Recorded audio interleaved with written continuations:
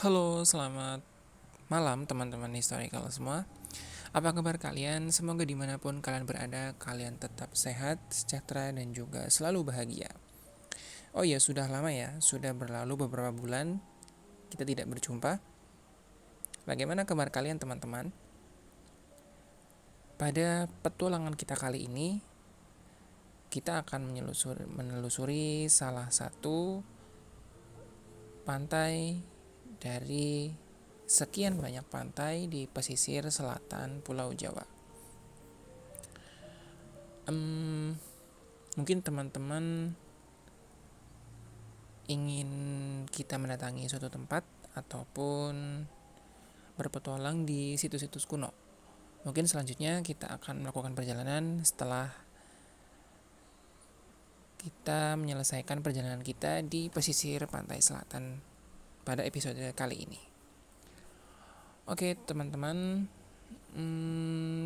tak butuh waktu lama lagi.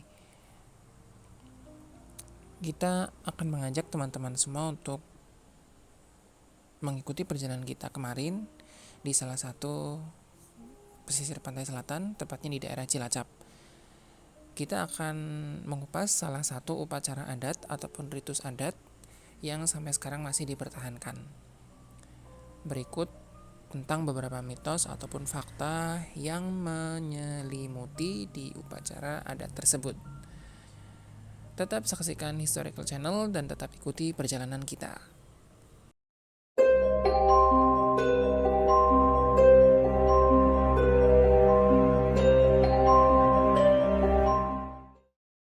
Upacara larungan. Larungan atau labuhan berasal dari kata labuh dengan tambahan an yang artinya membuang, meletakkan, atau menghanyutkan. Sedangkan larungan dari kata larung yang artinya menghanyutkan. Upacara ini sudah ada sejak abad ke-13.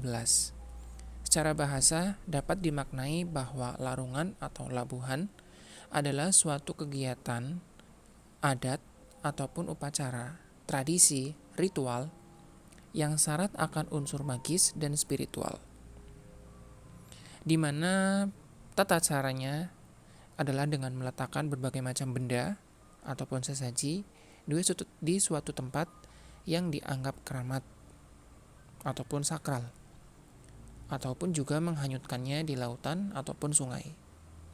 Tradisi labuhan atau larungan ini sampai saat ini masih dijaga kelestariannya oleh salah satunya Keraton Yogyakarta dan juga Keraton Solo. Upacara ini biasa dilakukan saat Tahun Baru Penanggalan Jawa, yakni di bulan Suro, bulan Sura, atau Muharram. Sebetulnya upacara labuhan ini bisa dikategorikan menjadi dua teman-teman, berdasarkan lokasi dilakukannya dan juga berdasarkan waktu pelaksanaannya. Berdasarkan lokasi pelaksanaannya bisa dilakukan di daratan dan juga di lautan. Sedangkan berdasarkan waktu pelaksanaannya bisa dibagi dua. Yang pertama adalah labuhan alit yang biasa dilakukan 1 tahun sekali, dan yang kedua adalah labuhan ageng yang biasa dilakukan 8 tahun sekali.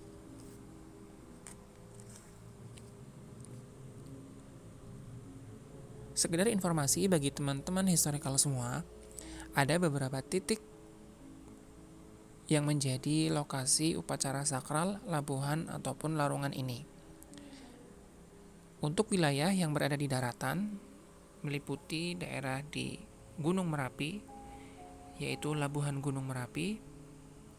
Labuhan ini ditujukan kepada beliau, sang penguasa Gunung Merapi, yang familiar dikenal dengan nama Kiai Sapu Jagat. Kemudian di Labuhan Dlepih, tepatnya di daerah Wonogiri, di mana tempat tersebut adalah tempat petilasan dari Panembahan Senopati, di mana beliau saat itu menerima ajaran dari Kanjeng Sunan Kalijaga. Tempat selanjutnya adalah Gunung Lawu atau Labuhan Lawu. Tempat ini diyakini sebagai petilasan dari Prabu Brawijaya V ataupun disebut Sunan Lawu. Kemudian ada lagi, yaitu Alas Krendo Wahono,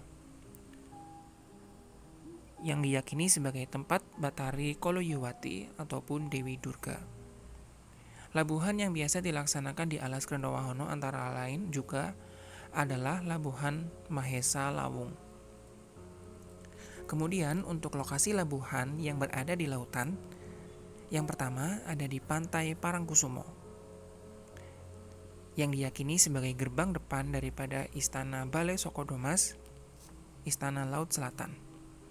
Yang kedua adalah Pantai Pelabuhan Ratu Sukabumi, dan yang ketiga adalah Pantai Ngleyep Malang, dan sepanjang pantai-pantai selatan lainnya yang tersebar di berbagai daerah. Teman-teman, berbicara tentang pantai selatan, rasanya tidak akan lengkap ya jika kita tidak mengingat nama yang populer di sana, yang sudah lama menjadi urban legend, yang sudah lama populer, yang lebih dikenal dengan Ibu Kanjeng Ratu Kidul, ataupun yang dikenal dengan Gusti Kanjeng Ratu Kencana Hadisari. Sosok magis yang menjaga lautan, khususnya Laut Selatan Pulau Jawa. Berbagai mitos, larangan, dan juga cerita-cerita rakyat menghiasi daerah setempat tentang keberadaan beliau dan juga eksistensi beliau sebagai sosok yang mendiami Samudra Hindia ini. Samudra India dengan ombaknya yang besar dan keras dan juga bergelombang, ditambah warna air lautnya yang berwarna biru dan juga kehijauan. Pada setiap tradisi larungan atau labuhan yang dilakukan di pantai selatan, biasanya para pengunjung membawa bunga untuk dihanyutkan. Sebetulnya apa makna dari menghanyutkan bunga tersebut? Apakah itu adalah memberikan sesaji ataupun memberikan tumbal? Tentu tidak, teman-teman. Sebetulnya bunga-bunga tersebut memiliki makna. Bunga-bunga yang dihanyutkan adalah sebagai perlambang dari harumnya permohonan kita dan juga doa tulusnya pengharapan kepada Tuhan Yang Maha Kuasa. Kemudian, bunga-bunga tersebut adalah sebagai tanda bahwa kita yang datang dan yang melarung adalah anak manusia ataupun manusia biasa. Biasanya ditandai dengan kembang telon atau 3 bunga. Yang pertama adalah mawar putih, yang melambangkan bahwa kita berasal dari ayah. Yang kedua adalah mawar merah, simbol yang melambangkan bahwa kita berasal dari ibu.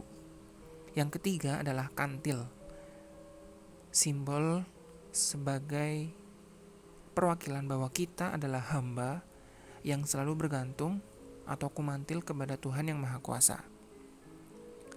Pada tradisi larungan sendiri, biasanya ada berbagai macam-macam benda yang dihanyutkan, atau biasa disebut dengan ubo rampe. Misalnya, macam-macam bunga, jajan pasar, hasil bumi, buah-buahan, kepala kerbau. Bila di Jogja atau Solo, biasanya disertai dengan barang-barang milik Sri Sultan yang saat itu sedang bertahta, seperti kain jarik, timang, dodot, kemudian potongan kuku, rambut yang dipendam di kawasan sakral pantai selatan. Atau prosesi tersebut biasanya disebut dengan nama Labuhan Ageng.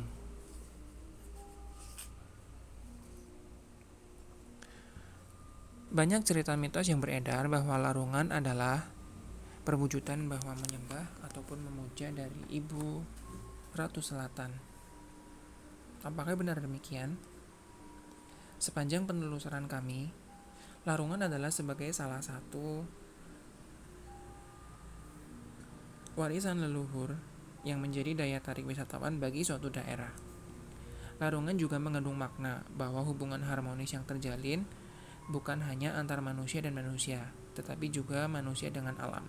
Dalam hal ini adalah berkaitan dengan lautan. Lantas untuk apa membawa banyak sekali makanan atau persembahan? Makanan atau persembahan tersebut biasanya dibagi menjadi dua bagian. Ada yang dimakan bersama rombongan orang-orang yang ikut berpartisipasi pada acara tersebut, dan sebagian lagi dihanyutkan ke laut, diniatkan sebagai sedekah yang dibagikan kepada para makhluk hidup yang menghuni lautan, seperti ikan, udang, kepiting. Sebagai cara gampangnya, sebagai simbol berterima kasih kepada alam yang sudah menyediakan berbagai segala sesuatu maupun nikmat yang dapat membuat manusia dapat mempertahankan dan melangsungkan kehidupannya atas izin Tuhan.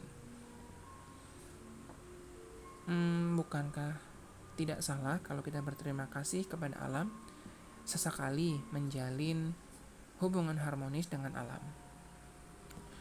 Pada dasarnya, tradisi larungan adalah cara khas orang Jawa dalam berdoa dan memohon kepada kehadirat yang maha kuasa. Memohon diberi keselamatan, ketentraman, dan juga keamanan. Karena orang-orang Jawa pada masa dahulu itu sulit untuk mengingat dalam waktu yang lama. Maka dibuatkanlah simbol-simbol berupa makanan, bangunan, warna, ataupun ritus adat sebagai pengingat. Dan juga dijadikan sebagai pedoman hidup yang tentunya syarat akan makna.